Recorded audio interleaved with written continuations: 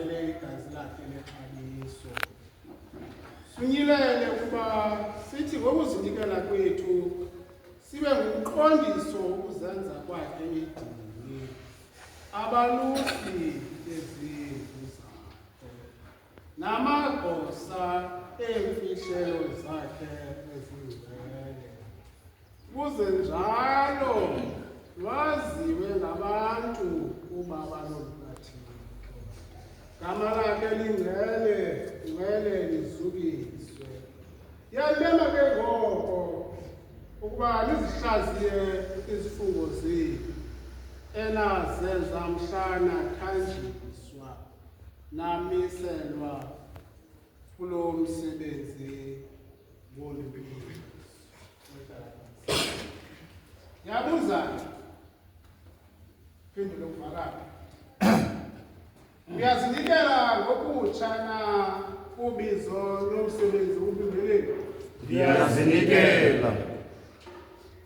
Uyakholwa na ukuba izivalo ezingcwele ziphefumlele ngumoya ongcwele nokuba zingqina ubungqina obuzeleyo ngoKristu unyana umazisi kaThixo uyise kwanomsindisi wehlabathi? Ndiyakholwa.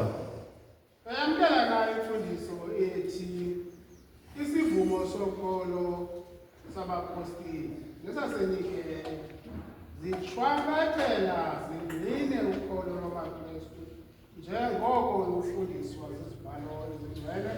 Ndiyayamkela.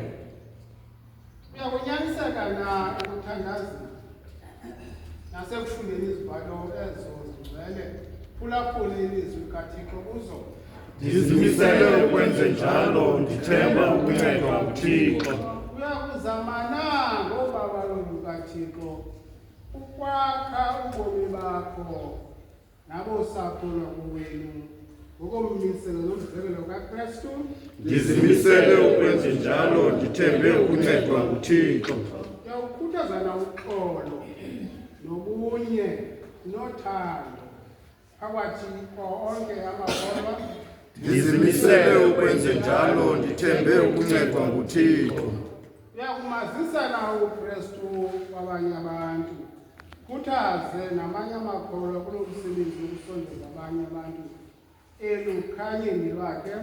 Ndizimisele ukwenza njalo, ndithembe ukuncedwa nguThixo.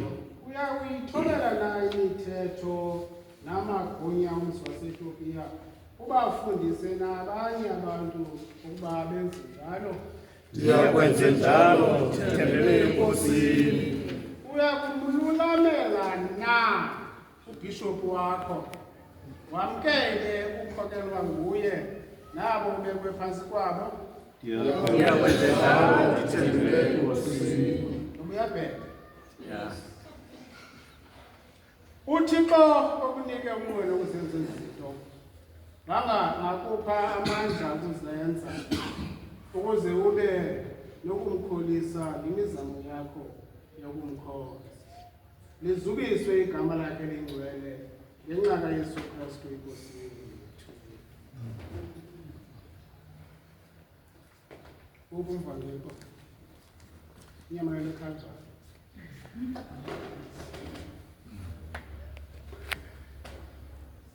Masithandaze. Banda kwethu.